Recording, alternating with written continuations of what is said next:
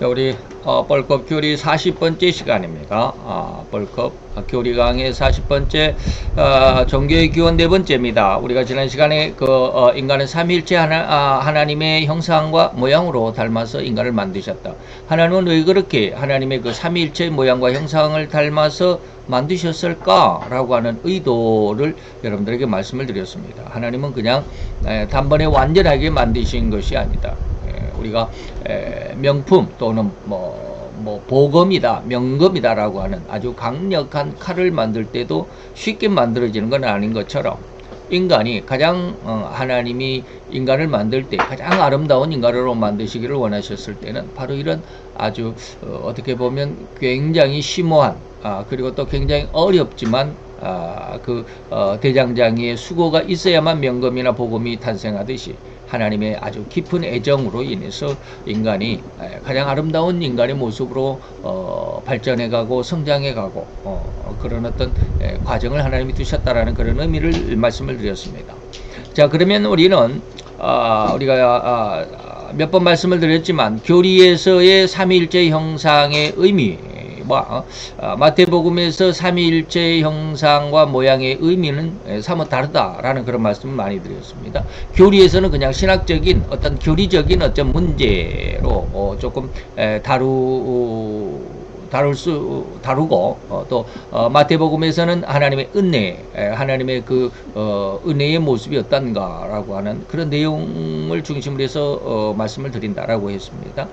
자, 그 중에 이제 우리 오늘 삼일째 하나님의 형상에 대해서 첫 번째 제1위인 성부 하나님의 형상은 거룩하고 정결한 성품을 가지셨다라는 그런 이제 내용을 가지고 오늘 시편 99편 9절을 한번 같이 봉독하면서 시작하도록 하겠습니다. 우리 같이 봉독합니다. 너희는 여호와 우리 하나님을 높이고 그 성산에서 경배할지어다. 대저 여호와 우리 하나님은 거룩하시도다 라고 하는 말씀입니다. 거룩하시다라는 그런 말씀 안에서 성부 하나님의 형상은 곧 우리 성도들에게 거룩하고 청결한 성품을 성부 하나님의 형상으로 주셨다라는 그런 의도로 여러분들에게 말씀을 드리고자 합니다. 다음 시간에 시대와 분별을 계시하는 지혜, 또 그 분별력, 그리고 성령 하나님은 하나님의 계시를 따를 수 있는 능력, 또 복종의 능력, 세상을 장악하는 능력이기도 합니다. 이런 내용 쪽으로 쭉 이야기를 합니다. 자, 오늘 이 부분에서는 진리적이거나 교리적인 내용을 중심으로 설명을 이어갑니다. 그러나 반면에 마태복음 16장을 강의하는 부분에서는 하나님의 은혜를 중심으로 또 하나님의 진의, 또 그 하나님의 그 삼일체 하나님이 인간을 만드실 때 그 의도 중심은 뭐냐? 인간이고 또한 생명이라는, 인간이 중심이고 생명이 중심이라는 그런 강조점을 두어서 각기 해석해 나가고 강의해 나간다라는 말씀을 드렸습니다. 자, 한번 들어가 봅시다. 자, 이제부터 설명하는 삼위 하나님의 각 특성이 참으로 경외심으로 받아들일 수 있어야만 합니다. 뭐라 그럴까요? 예전에 제가 청년 때 저희 그 담임 목사님의 예화가 그렇게 한번 생각이 납니다. 어떤 처녀가 있었는데 그 처녀는 아주 이제 쉽게 말하면 자기 나름대로는 어떤 고상한 그런 어떤 그 특성을 가지고 있었습니다. 그래서 조금만 묻어도 지저분하고 견디지 못하고 하는 그런 거 있죠. 깔끔 떤다 이런 거 있죠. 그래서 교회에 나와서도 교회 그 주일학교 애들이 그냥 지나가면서, 요즘에는 그런 애들이 없는데 옛날에는 왜 그랬는지요. 그냥 막 코 줄줄 흘리고 말이죠. 갖고 여기 옷 소매에다가 쓱 닦아가지고 여기 소매가 그냥 아주 반들반들해진 그런 애들이 있었습니다. 제가 초등학교 다닐 때도 제 친구 하나가 있는데 지금은 다 이름도 잊어버렸지만 얼마나 여기 옷 소매에다가 코를 닦았는지 소매가 그냥 반들반들해져 가지고요. 오늘날처럼 그냥 세탁기가 있으면 그냥 하루 입고 그냥 하루 그냥 또 빨고 막 그러면 되는데 옛날에는 그러지 않았습니다. 며칠에 한 번씩 그냥 빨리 이렇게 쑥하게 싸가지고 그냥 그거 대야에다가 담아가지고 이 머리에다 이고 저 시내가로 가서 그냥 팡팡 막 방망이로 두들고 그랬죠. 그래서 이 아가씨도 상당히 그런 깔끔을 떨어서 주일학교 학생들이 그냥 조금만 코를 흘리고 조금만 지저분한 거 뭐가 묻고 그러면 굉장히 싫어했었습니다. 그런데 어느 날 이 아가씨가 이제 또 시간이 가고 세월이 가가지고 시집을 가게 됐습니다. 그리고 나서 시집을 가서 아기를 이제 딱 임신을 하고 나니까 보는 것이 달라지고 보여지는 것이 달라지더라는 겁니다. 예전에는 애들이 그렇게 꼬질꼬질하고 그냥 뭐 한여름에 그냥 땀을 뻘뻘 흘리고 그 밖에서 놀다 보면 그 뭐 먼지에 그냥 시커먼 그 먼지들 땀을 타고 그냥 얼굴이 줄줄줄줄 뜨고 시커먼 그 땀들이 막 흘러나오고 굉장히 그게 지저분하고 싫어 막 그랬었는데 자기가 아기를 갖고 나니까 보는 것이 달라지고 보여지는 것이 달라지는데 그 아이들의 그런 어떤 시커먼 그 땀 흘러내리는 그 땀방울이 얼마나 아름답게 여겨지는지 너무 귀하게 여겨져요. 애들이 흘리는 그 콧물이 너무너무 예쁘고 아름다워 가지고 자기 손수건에 그렇게 깔끔을 떨던 그 손수건에 가지고 막 애들을 막 닦아주고 자, 제가 왜 이런 이야기를 나누냐면 우리 성도들이 하나님에 대해서 알게 된다면 하나님을 믿고 하나님의 진정성, 제가 진이라는 말을 많이 쓰는데 하나님의 진의를 알게 되면 하나님의 하시는 하나하나 그 작은 것 하나하나에 경외심을 갖지 않을 수가 없다라는 거예요. 보여지는 게 다르고요. 하나님을 보는 눈이 달라집니다. 근데 하나님을 모를 때는요. 하나님을 왜 저렇게 믿으라고 저렇게 난리법석이야 그럽니다. 자, 그래서 오늘 우리는 진정으로 하나님의 각 특성에 삼위 하나님의 각 특성에 참으로 경외심으로 받아들일 수 있어야만 한다. 그런 신앙으로 성장할 수 있기를 축원드리는 겁니다. 정말 아름답습니다. 느껴보지 못한 사람은 다시 말하면 방금 제가 아가씨를 한 예로 드렸는데 그 자기가 아기를 갖기 전까지는 느껴보지 못한 거죠. 바로 그런 것처럼 하나님을 직접 내가 체험적으로 만나지 않고는 하나님에 대한 경외심이 생겨날 리가 없습니다. 생겨날 수도 없어요. 자, 그렇습니다. 즉 삼위 하나님의 각 특성으로 각 형상, 성부, 성자, 성령 각 그 형상의 의미와 그 내용을 진정으로 가질 수 있어야만 합니다. 과연 인간의 본연의 모습이나 삶은 어떠했겠는가? 진실로 우리가 하나님의 삼위 하나님의 그 형상과 그 모양을 내가 진실로 가지고 있다고 한다면 인간의 삶이 달라집니다. 인간의 본연의 모습이나 삶은 어떠했겠나? 상상조차 안 갈 정도로 굉장히 아름답습니다. 근데 인간이 타락하고 범죄했기 때문에 이러한 모든 그 아름다운 모습을 본연의 모습을 잃어버렸을 뿐이 그래서 이런 것을 잘 살펴볼 수 있어야만 할 것이고 이를 생각할 수 있다면 절대 숙연한 마음을 감출 수가 없을 것입니다. 물론 이렇듯 성부 하나님의 형상 또는 특성을 어찌 이제 필설로 다 논할 수 있겠습니까만은 그러나 오늘 몇 가지만의 특성을 살펴봄으로 인해서 우리 인간에게 주어진 하나님의 성부 하나님의 특성 그 형상의 아름다움을 들여다보고자 합니다. 먼저 세 가지를 여러분들에게 지적을 했습니다. 물론 다른 성경이지만 계시록과 여호수아서에서 세 가지를 한번 살펴봅니다. 계시록 16장 5절에 보니까 내가 들으니 물을 차지한 천사가 가로되 하나님을 어떻게 표현했느냐면 전에도 계셨고 시방도 계시다. 과거에 그 어떠한 시간에도 과거에 큰 머나먼 시간에서도 하나님은 계셨고 지금도 계시다. 그 다음에 두 번째는 거룩하신 분이시다 라고 이렇게 말합니다. 그러니까는 어디에나 존재하시고 언제나 계시는 하나님 그리고 그분은 깨끗하고 거룩하신 하나님입니다. 여호수아에서 또 한 가지를 찾아보고자 하신데 그는 뭐다? 거룩하신 하나님이기는 하지만 그는 거룩하신 하나님이시지만 질투하는 하나님이시다 라고 하는 겁니다. 질투한다. 질투라는 말이 우리는 굉장히 그 부정적인 용어로 많이 사용하고 있지만 하나님의 형상을 인간이 받았기 때문에 질투의 마음이 있습니다. 무슨 말인지 이해가 되시죠? 그런 것을 한번 오늘 알아보고자 한다. 이 말입니다. 첫째는 전에도 계셨고 시방도 계신이라는 의미는 세세에 영원하다. 영원하신 하나님이시다.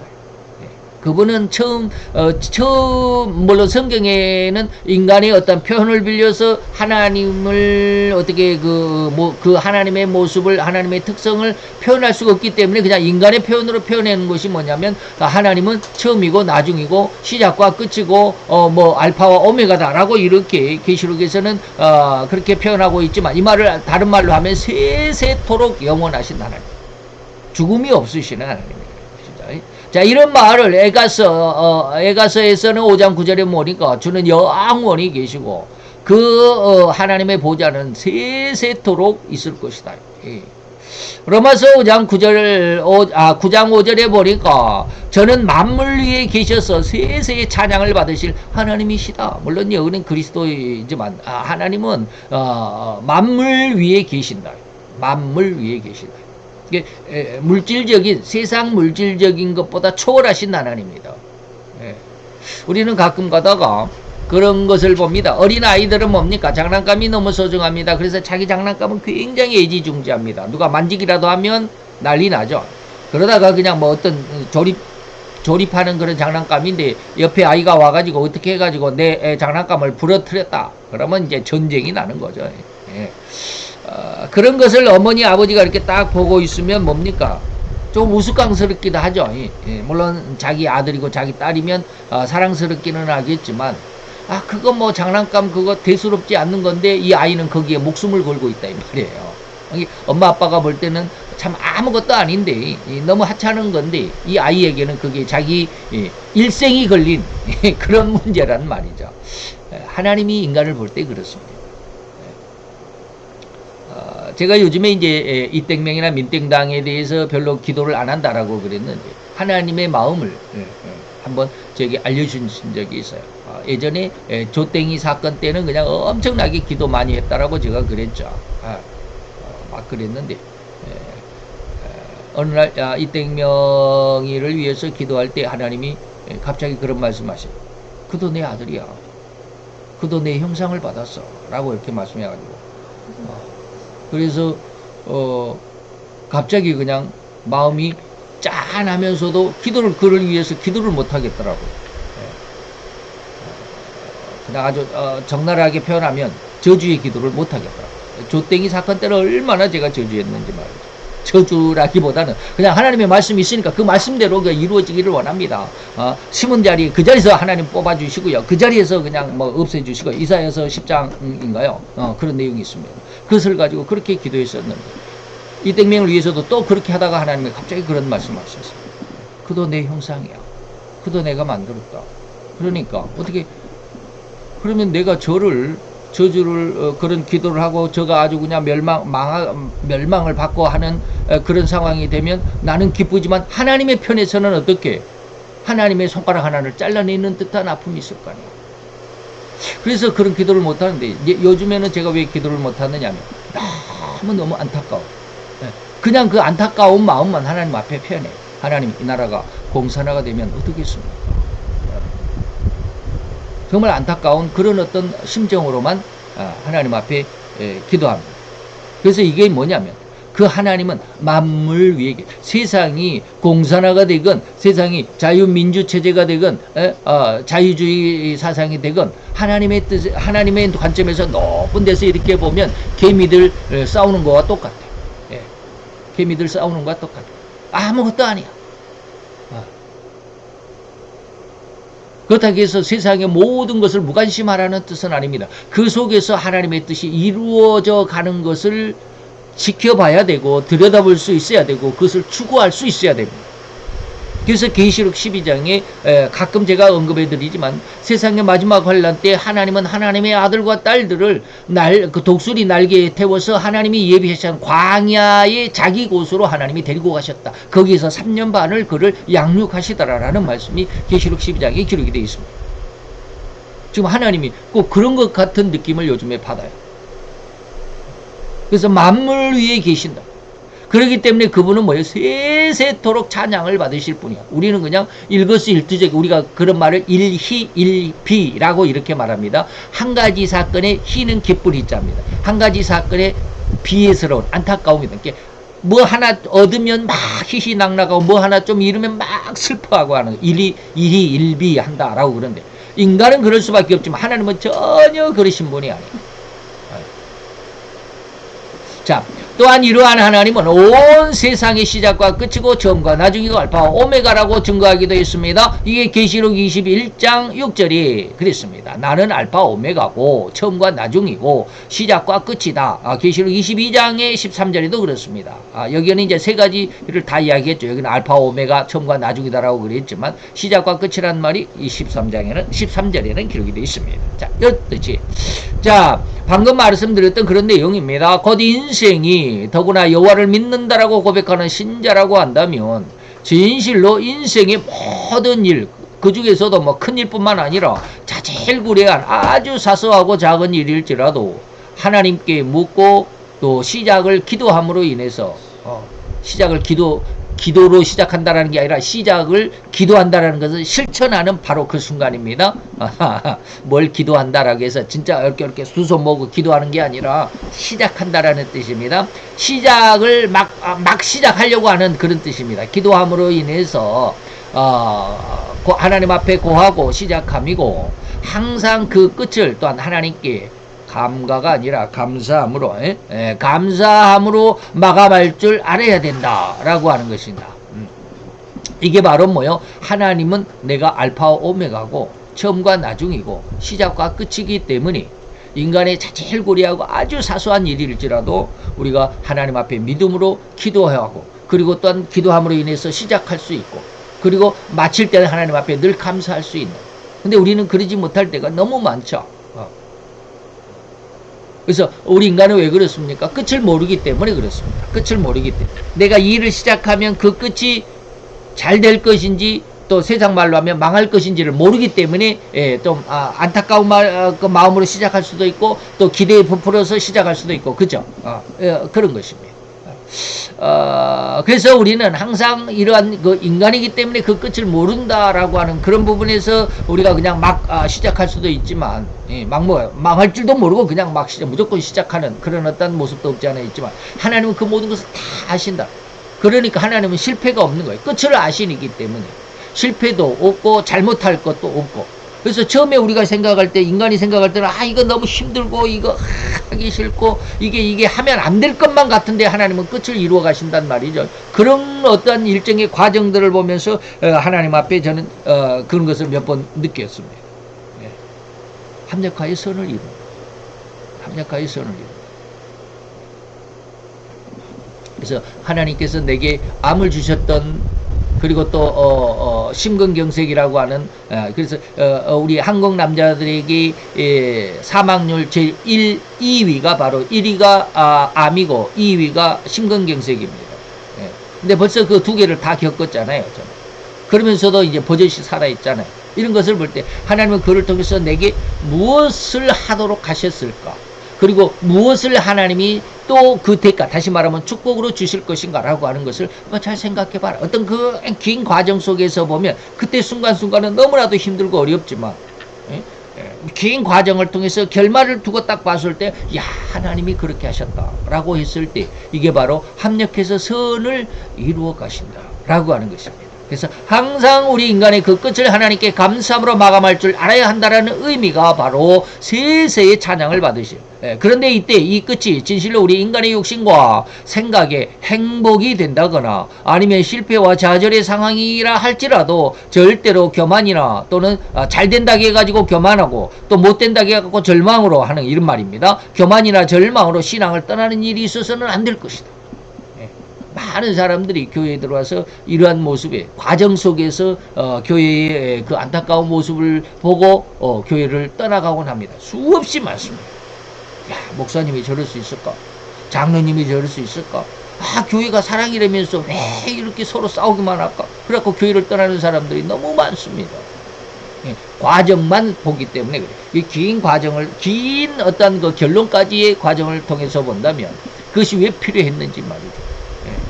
인간이 아직은 완성되지 못한 인간이기 때문에 성숙하지 못한 인간이었기 때문에 실수가 있고 시행착오가 있고 뭐 그런 것들까지 우리가 다 이해할 수 있을 정도의 신앙으로 우리가 성장할 수 있어야 된다. 그래서 보여지고 볼 수 있는 눈이 돼야 된다라고 처음 시작 때 말씀을 드렸습니다.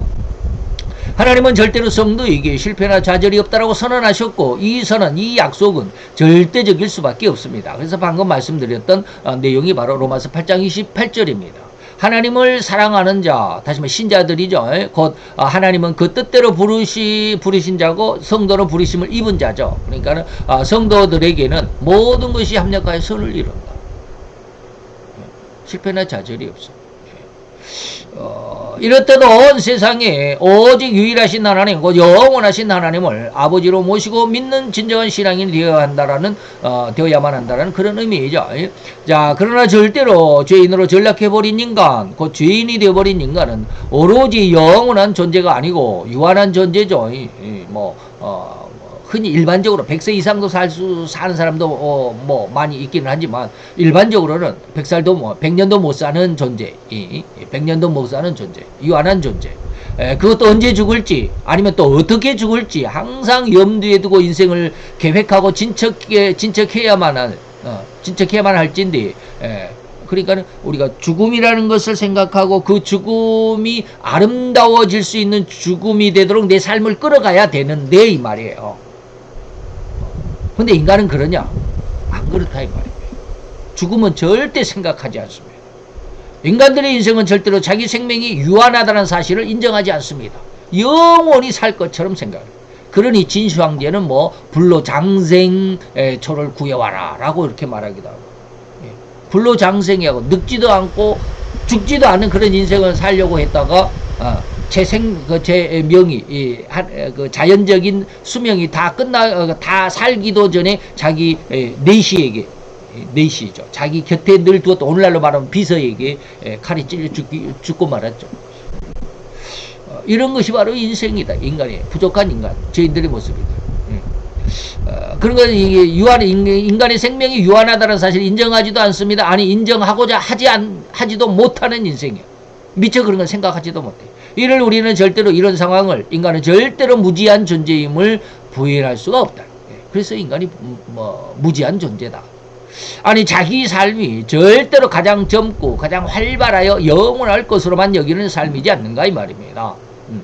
이는 절대로 자기만의 혹은 자기 부류들만의 삶을 위한 삶으로만 살아가고 있음이니, 이런 삶이 진실로 하나님을 거역한 결과고 정령 죽으리라 하신 하나님의 엄명을 절대로 피할 수 없는 오로지 육신적인 삶으로만 살아갈 뿐인 인생이래. 그런 영적인 생명이 선악과를 따먹은 그 순간 완전히 죽어버린 육신적인 그런 삶일 뿐이다 라고 하는 겁니다. 이러한 삼위일체 하나님의 특성이고 이 형상을 소유하도록 하고서 인간을 하나님은 만드셨습니다. 어떻게? 영원히 살도록, 가장 사랑으로 이웃 간의 사랑을 나눌 수 있는. 그래서 그 하나님의 존재는 어떤 존재다? 영원하신 하나님이 인간을 만드셨기 때문에 어그러짐이 없다, 이런 뜻이겠죠. 또한 하나님의 성품 자체를 사랑이라고도 증명합니다. 요한일서 4장 16절에 보니까 하나님은 어떤 분이시다? 사랑이신 분이시다. 자, 이런 마음을 가지고 인간을 만드셨습니다. 곧 이러한 거룩하고 사랑이라는 성품을 인간에게 성부 하나님의 형상으로, 곧 특성으로 인간의 마음에 담아 주셨다. 그래서 인간의 마음 속에 사랑이 담겨 있습니다.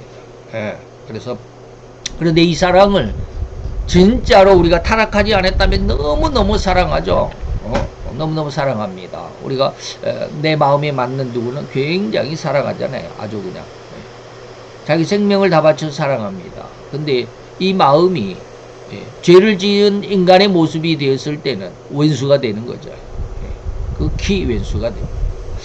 또 인간의 마음은 원래 곧 하나님의 명령을 거역한 죄를 짓기 이전에 원래는 이 말이죠, 절대적으로 이런 청결하고 거룩하고 깨끗한 성품의 인간이었을 뿐이고 사랑으로만 뭉쳐진 인간의 성품이었다라는 것입니다. 이해가 되죠? 방금 말씀드린 그런 내용이죠. 그런 아름다운 거룩함과 사랑으로만의 성품이 하나님을 거역하는 죄를 짓고는 절대로 흉악한 인간의 모습으로 변하고 말았습니다. 형제와 이웃을 사랑하는 대신에 흉악함과 폭력과 사장이 아니라 가장 흉악한 사기치는 거, 사기와 폭력의 심성으로 타락하고 말았으니 심지어는 하나님이 가장 사랑하는 생명조차 하나님이 우리가 이제 마태복음에서는 하나님이 인간을 만드실 때 어떻게 만들었냐? 생명을 중심으로 해서 인간을 만들었다라는 말씀을 많이 드렸습니다. 근데 바로 그런 하나님이 가장 사랑하는 것이 생명인데 바로 그 하나님의 가장 사랑하는 생명조차도 죽이는데 아주 그냥 머뭇거리지 않는 살인을 밥 먹듯 하는 죄악의 인간, 죄인이 되어버린 이 사실은 우리가 지금 이 육신의 생애를 통해서 너무나도 빈번하게 목격하고 있음이 사실이다. 그죠? 괜한 사람은 그냥 없는 죄를 뒤집어 씌워가지고 탄핵시키고 그냥 막 그러더니 이번에 대법원장은 분명히 탄핵시킬 죄가 있음에도 불구하고 탄핵을 안 시키겠다. 참 말이 안 되죠. 아니 탄핵시킬 죄가 없는데도 일부러 만들어 갖고 탄핵시키면서 탄핵 받을 만한 죄가 있는데도 탄핵을 안 한다. 참 기가 막힌 그런 논리예요. 도대체 무슨 생각을 가지고 살아가는지 모르겠어요. 오늘도 우리는 이 육신의 삶을 살아가면서 이렇듯 흉악하게 변해버린 곧 가장 거룩해야 하고 가장 사랑의 본체라고 해야만 할 우리 인간이 얼마나 흉악한 삶을 살아가는지 다들 눈 감고도 훤히 밝혀볼 수 있는 그런 시대, 그런 상황입니다. 온 세계가 바로 이런 흉악한 삶을 살아가고만 있을 뿐입니다. 이번에 아까 아침에 텔레비에서 나 혼자 산다 미우새에 아주 오랜만에 외국인들이 나왔어요. 우리 한국말 엄청 잘하는 그 인도 사람이 한 사람 있어요. 까무잡잡하는 그 럭키라고, 럭키 이름이 맞는지 모르겠어요. 이름이 뭔지는 난 모르는데 그 한국에서 30년을 살았대요. 그래갖고 이번에 자기 집에 인도에 자기 아빠한테 갔더니 30년을 살았으면 벌써 한 몇 살 때 한 열 몇 살 때 왔겠죠. 그러니까 뭐 한 50 가까이 되겠죠. 근데 아직 결혼을 안 했어요. 그래서 결혼을 안 해서 자기 아빠가 이제 그랬나 보죠. 너 인도 사람하고 인도 여자하고 결혼할래? 그러니까 그 사람이 뭐라고 그런 줄 아십니까? 아, 인도 여자하고 결혼하는 거라고 국제 결혼하는 느낌. 아, 지네 나라의 여자하고 결혼하라고 그러니까 꼭 국제 결혼하는 느낌이 들어서 조금 이상했다. 저는 이미 30년을 한국에 살다 보니까 한국인이 됐다 이 말인데, 이제 제가 그 말을 하려고 하는 것이 아니고 제가 뭘 하려고 했냐면 이번에 인도에서 그 엄청난 재벌이 아마 그 결혼을 했나 봐요. 엄청난 재벌의 아들이 누군지는 저는 모르겠어요. 제가 그 뉴스를 못 봐가지고 모르겠는데 엄청난 큰 재벌이 결혼을 했는데 결혼 비용이 얼마인 줄 아십니까? 결혼식 치른 비용이 4,500억이 들었다. 4,500만 원도 아니고 4,500억이 들었다. 그래서 아땡존 사장이 세계 2위 부자라면서요. 그런 사람 또 프랑스의 어떤 아주 유명한 영화배우 누구에게 선물을 하나씩 주는데 선물이 뭐였을까요? 프랑스 배우에게는 빌라 한 채를 선물로 줬대요. 그 아땡존 사장한테는 세계에서 최고 비싼 페라리 그런 거 차 있잖아요. 무슨 차를 줬는지 모르는데 그런 차를 막 줬대요. 선물로. 그냥 결혼에 초청해가지고 결혼에 와줬다고 선물로, 답례 선물로 그런 걸. 그러다 보니까 4,500억이 들었다고. 참 기가 막히더라고요. 이야, 참 4,500만 원, 4억 5천도 아니고 4,500억이나 들여서 결혼식을 진행하고 선물로, 답례 선물로 빌라 한 채씩 맞추고 말이죠. 자, 그것을 보면서 도대체 저 사람은 돈일까? 그러죠. 그러면서도 그거는 특별히 인도는요, 무엇인가 자기를 자랑하는, 자기가 부자라는 것을 내세우는, 이런데 굉장히 좀 이런 말을 해서는 좀 그렇지만 특화된 그런 국민성이 아닌가라고 생각을 하는데 굉장히 그렇습니다. 거기에는 그냥 막 가짜 돈, 진짜 중국에서도 그러죠. 결혼식이나 막 진짜 돈을 그냥 쫙 앞에다가 그냥 막 훈장처럼 달고 다니고 기르기도 하고 그래요. 인도에서도 그런다고 그래요. 근데 이제 여기서 저는 이제 그런 삶을 뭐라고 그랬느냐면, 온 세계가 바로 이런 흉악한 삶을 살아가고만 있을 뿐이다. 근데 뭐 옛날 같았으면 제가 돈지랄한다라고 그랬겠지만 흉악한 삶이라고 했다고 그래서 그것이 진짜로 흉악한 삶은 그들 나름대로는 엄청난 어떤 자기를 자랑하는, 자기를 드러내는 4,500억을 한순간에 썼어도 자기가 살아가는데 전혀 뭐 손가락 하나에 티가 들어간 것 같은 그런 아픔일지는 모르겠지만 좌우지간 인간의 모습이 하나님을 떠나서 자기중심적인, 그래서 이 자기중심적인 삶을 제가 이렇게 흉악한 삶이다 라고 표현했을 뿐입니다. 나쁜 쪽으로가 아닙니다. 물론 뭐 다 나쁜 쪽이다라고 말하면 제가 할 말은 없지만 어쨌든지 상대를 죽이거나 상대를 막 아주 그냥 폄훼하거나 매장하거나 그런 뜻의 흉악한 의미는 아닙니다. 어쨌든지 흉악한 삶을 살아가고만 있는 인생일 뿐이죠. 오로지 자기와 자기 편에 소속한다라고 여기는 자들, 곧 다시 말하면 자기 부류들만의 세상을 만들고자 안간힘을 들이면서 온갖 수단과 방법을 다 동원하는데, 이때 이들의 수단과 방법에 사용한 절대로 인간 윤리나 도덕 따위는 개나 조울이라는 식으로 오로지 이웃의 주변의 군중들의 이목은 안중에도 없는 듯한 가장 사악한 방법만을 추구하는 자들이고, 그런 성품이 바로 오늘날 이 시대를 살아가는 죄인들의 모습입니다. 다른 사람들은 생각하지 않아요. 아무리 그것이 법적으로, 도덕적으로, 윤리적으로 잘못된 것이라 할지라도 그들은 그것이 옳다라고 주장합니다. 지금 제가 방금 이야기 드렸지만 지금 대법원장 조땡대 이 대법원장을 탄핵하는데 그들의 말은 뭐예요? 탄핵할 많은 이유가 있지만 죄가 많지만 탄핵 안 하겠다. 가장 사악한 방법들. 이는 오로지 자기만의 욕망과 야망을 추구하고 이루고자 하는 가장 사악한 성품의 한 단면일 뿐입니다.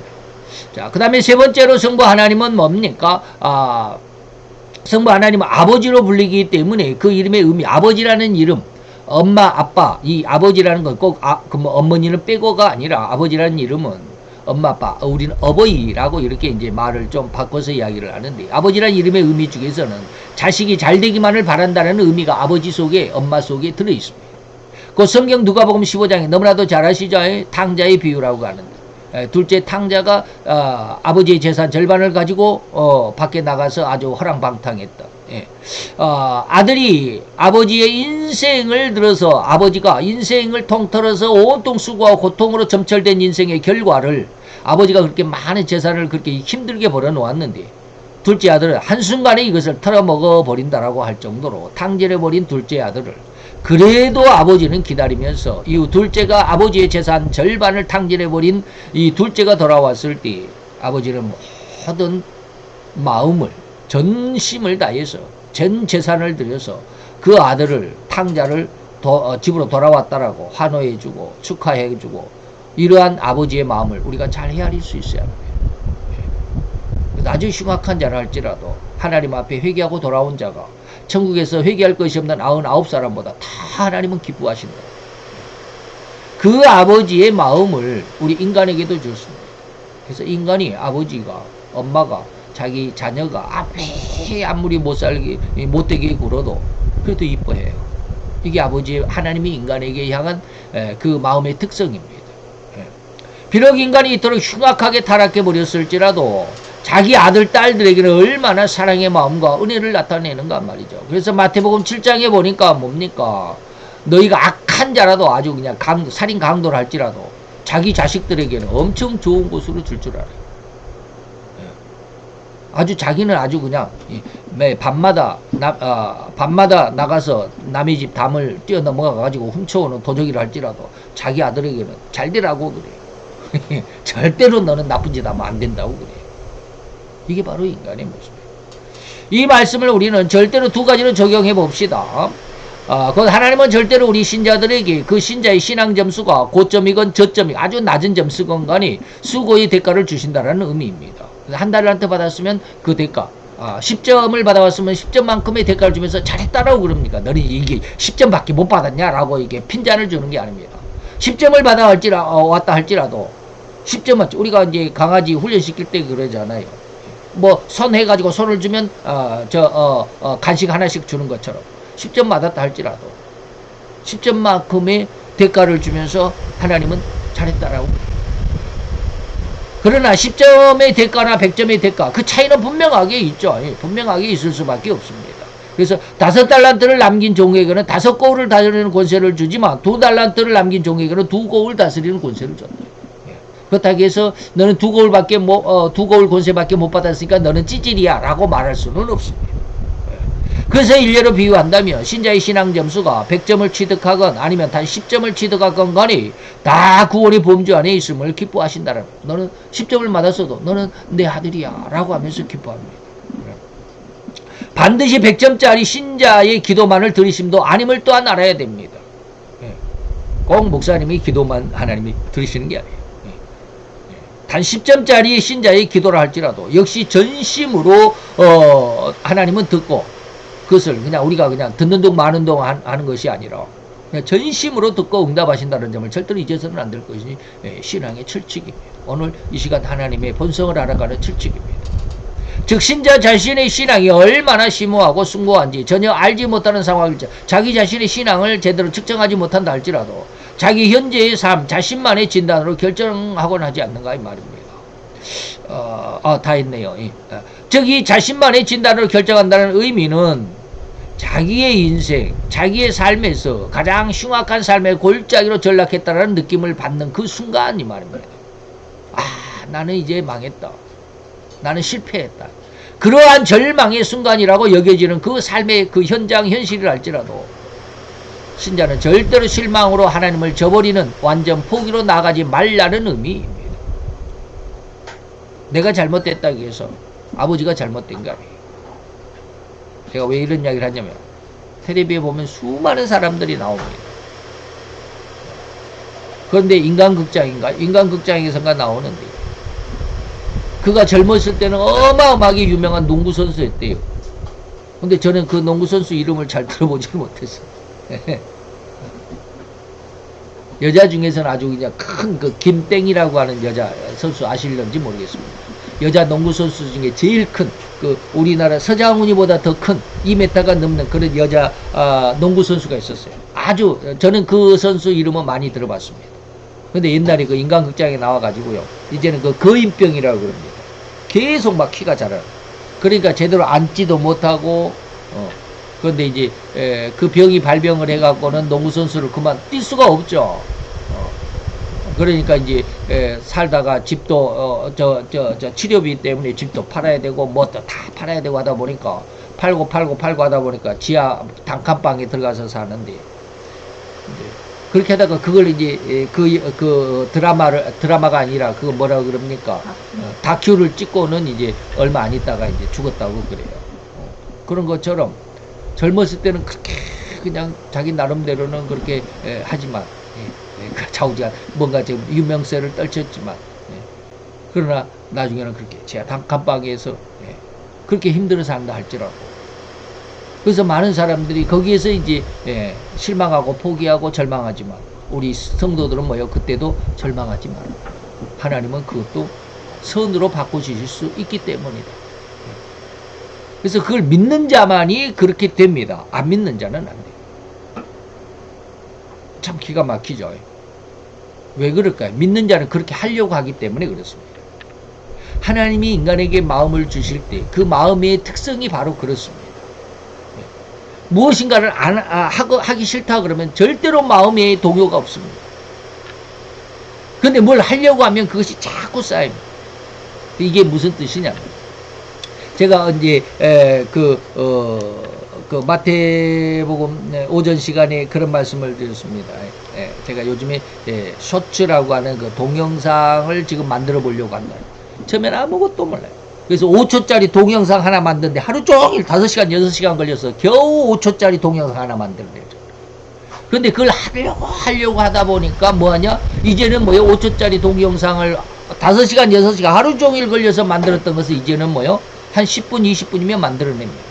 엄청나게 발전했죠. 그런데도 아직 너무너무 부족해. 뭐도 안 되고, 뭐도 안 되고, 뭐도 못하고, 99%는 못하는 것 같아요. 그러지만 그걸 계속 하다 보면 조금씩 거기에 뭐 이것도 알아가고 저것도 알아가고, 이것은 이렇게 해야 되구나, 저것은 저렇게 해야 되구나, 시체 말로 말하면 발전이 된다라는 겁니다. 뭔가를 터득하게 된다라는 겁니다. 바로 그것이 인간의 모습이에요. 근데 하나님은 바로 인간을 그런 모습으로 지켜보고 있습니다. 아버지가 아들을 볼 때 갓난 아기가 이제 막 태어나가지고 맨날 누워있다가 이렇게 뒤집기만 해도 신기하잖아요. 막 뒤집으려고 할 때 그냥 엄마 아빠는 옆에서 막 박수치며 응원합니다. 뒤집어 막 난리법석이죠.